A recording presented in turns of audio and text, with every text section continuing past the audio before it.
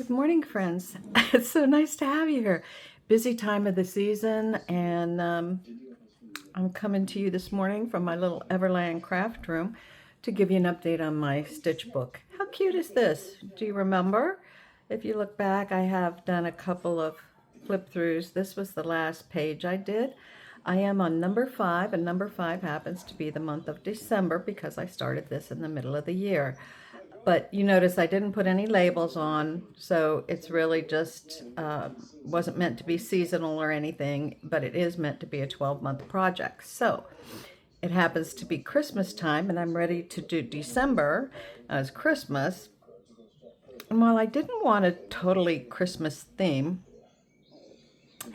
I thought, what could I do that would be kind of cute, but yet not traditionally Christmas?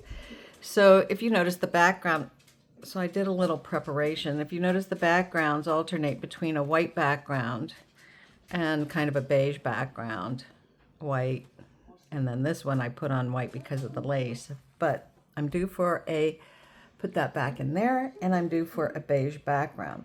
So this is what I have set up today. And I'm going to be baking a Christmas tree out of this, but I did not want to use traditional colors, so I used some linen that had a beautiful furry edge. Oh, I forgot about the trunk. I probably have to put something there. And then I used this pretty peach fabric, which is very light cotton, and it tears with, you don't even have to cut it, you just tear it, and it gets these beautiful frayed edges. And then another piece of linen that was pure white. Hopefully, does it look like snow? Because, yeah, I know it doesn't look like snow. That's okay. But snow. And then this is a rough linen, matches the background. And then I alternated and came up with white on the top. So I'm going to first stitch these down with a let's talk about the stitches. That would be the thing to do, because if you know, I wanted to do different stitches in my stitch book so that I could look back and go, oh, that's cute. Maybe I'll use that on this project or that project or whatever. So I've been trying to use different stitches every month. Because this is going to be a Christmas tree, I went back and looked, or a semi-quasi Christmas tree, if you think peach and white makes a Christmas tree, I guess. But I went back and looked, and I love these whipped stitches here. And I thought they made really cute, could represent garland. So I'm thinking I'm going to use some straight stitch, and then do some whipping and some double whipping, and you'll see what that looks like. Now, what am I going to use for that? I threaded up some needles here. Of course, when you're whipping, you don't use the pointy end of the needle. Well, I don't, because you're just weaving it back through. So I had this pretty thread, and let's see if you could see. Oops, a little close, Jill. It had just a tiny bit of sparkle. I'm not a big sparkly girl, but sometimes I guess I am. So I got that, and I love it. I thought it was soft and gentle, and the little hint of blue to me represents the cold, and the silver represents a little bit of sparkle that is brightens the holiday season. And then I also had this, and I just loved it. Can you see? You probably can't see too well the peach color on that. Let me put it up against this white. There. Now, can you see how cute that is? It has, yeah. So these textured threads are going to be used for the whipping of the stitches. So the first thing I'm going to do, and I don't usually do this online, I usually just show you the updates monthly, but I'm going to do this one differently, and I'm going to show you as I go what my steps are. So the first step I took was to lay these down and pick the fabrics, lay them down in some kind of order. Maybe they look too symmetric. That's okay. I'm okay with that for now. And I'm going to take my Tiny, tiny needle here, which I was so proud of myself. Are you ready for this?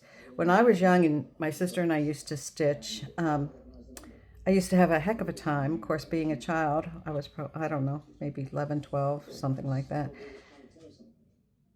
And I would have a heck of a time threading a needle. And I've watched a lot of YouTube videos. It may sound silly. How the heck do you thread a needle? Well, you can use tools that assist you, like a needle threader and things like that. But I have these lovely needles I bought. These are tulip needles. Forgive my hands. I'm working on another project that oh my goodness, Jill, it is morning and I am just having my coffee in my little Christmas, my J mug. Let me show you my J mug. You know, I love my mugs. They represent for me different things that I do. There's the J. Let's see if I could show you without spilling my coffee. And let me have a sip so I can get words pronounced. So that you can understand them. There I go. Okay, so back to my needle threading. So it was quite challenging anyway in those days. So I've been determined and I haven't given up, and I'm still learning how to practicing threading needles. But I was so proud of myself this morning because I threaded this without any assistance from a needle threader or nothing but my eyes and my hands. And I threaded that tiny, tiny needle. I said to myself, pat yourself on the back, Jill, because that was a major, major update in your stitching life.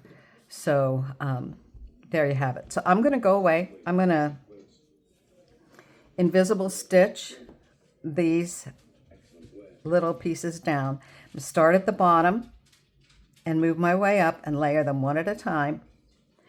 And when I have that done, I will come back and show you where I'm at, and then we'll go on to the next stitching. Just a minute.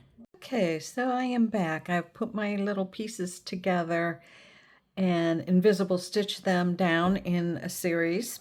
Then I took some DMC number 712. I like this color. It's neutral. It's not white. It's not really a dark beige. Number 8. And I put in my running stitches on each layer. Now we've done running stitches in my needle book, in my stitch book. And I did them, I think, in straight lines then, the running stitch. But for this, I wanted to make them uneven or different kinds of diagonal. And up here, I wanted them to kind of point toward the top because I'm putting together something for the little top. And now I'm going to snip that off, which some of you would say, well, that's a nice little fuzzy piece. Why are you cutting it off? Well, I didn't want it.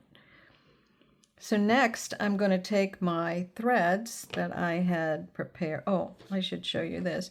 So also, I went and, while I had my one particular threads out, I thought, well, I need the trunk of the tree. So I kind of came up with this little thing, and it's a piece of linen that was actually a plaid, and I just folded the edges under. This is not needle turn applique in any way, shape, or form. Just turn the edges under, and then I did a running stitch around the edge, and then in the middle I did long and short stitches to try and make that look more like it's rough, like a bark of a tree. Huh. Yeah. Okay, so that's the bark of the tree. So that's what that looks like so far, my non-traditional Christmas tree. And now I'm going to take my threads here, and I know which one, I thought I knew which one I wanted to start with. Let me see here. I think I got them a little bit tangled. Of course I did. You know, this is Jill. She doesn't do anything the easy way. And it looks like my sparkly thread is starting to come through, so I'm going to take that one out. If I want this thread, I will weave it through later. It doesn't necessarily need it. So I'm going to get this started and then I will come back and show you how it looks. And I'm back. And I ended up doing more than I thought. I thought I would bring you along for part of the process, but once I got going, I just kept going and going, and then I hadn't got the